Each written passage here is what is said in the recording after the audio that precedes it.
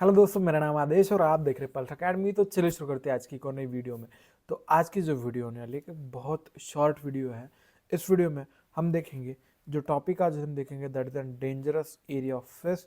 ये क्या होता है, कैसे कैसे क्या होता है, तो ये सारी चीज़ें इस वीडियो में देखते हैं। बहुत शॉर्ट 2 या 4 मिनट्स का वीडियो है, तो एक बार देख लीजिए। शॉर्ट नोट आपकी कन्फर्म ही आती है अगर आपको हेड एंड नेक में आ रहा है। तो dangerous area of fish it is an very important short note, right.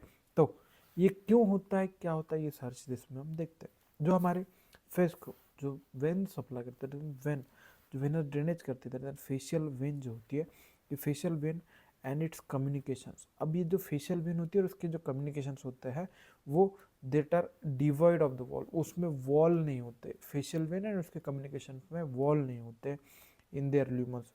Since अब क्या इसमें वॉल्स नहीं है, पहली बात तो।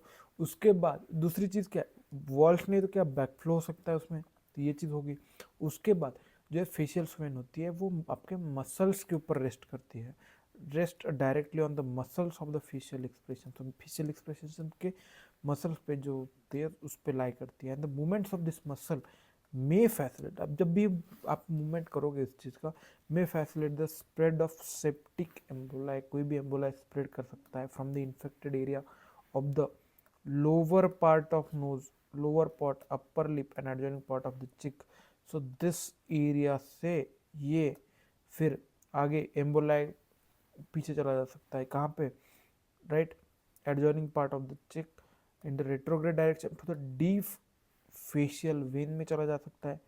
डी फेशियल वेन से फिर pterygoid venous plexus and emissary veins into the cavernous sinus. तो कहाँ कहाँ से, पहला जा रहा है डीप फेशियल वेन में जा रहा है, फिर यहाँ से जाएगा आगे जो कैवर्नस टेरिगॉइड वेनस प्लेक्सस है, राइट, टेरिगॉइड वेनस प्लेक्सस में जा रहा है, फिर उसके बाद जा रहा है इमिशनरी वेन्स पे, राइट, और इसके बाद जा रहा है कैवर्नस साइनस पे, राइट।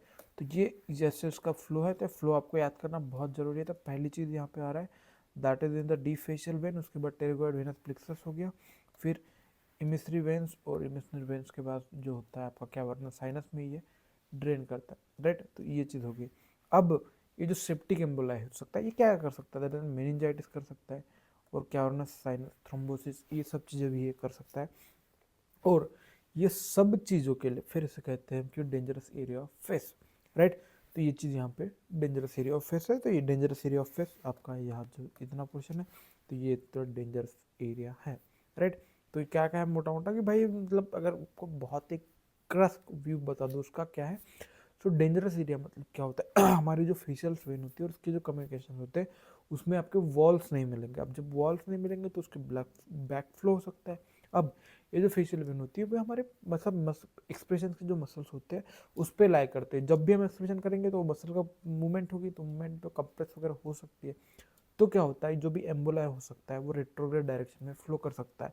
अब वो डायरेक्शन क्या है, तो वो डायरेक्शन आपको यहाँ पे दी हुई है। तो सबसे पहले डीप फेशियल वेन में जाएगा, फिर डीप फेशियल वेन के बाद जाएगा टेरिगॉइड वेनस प्लेक्सस में जाएगा, फिर जाएगा इमिशनरी वेन्स पे, इमिशनरी वेन्स के बाद कैवर्नस साइनस पे। और जब भी कैवर्नस साइनस में जाएगा उसके बाद ये दो चीज़ें मतलब कर सकता है, इधर मेनिंजाइटिस कॉज कर सकता है, कैवर्नस साइनस थ्रोम्बोसिस कॉज कर सकता है, कोई भी इन्फेक्शन कॉज कर सकता है। तो ये सब जो होता है तो ये इसकी वजह से होता है। और इसी के लिए हम इसे कहते हैं कि dangerous area of face, right. तो ये एक बहुत शॉर्ट सा टॉपिक था, इतने में हो गया हमारा।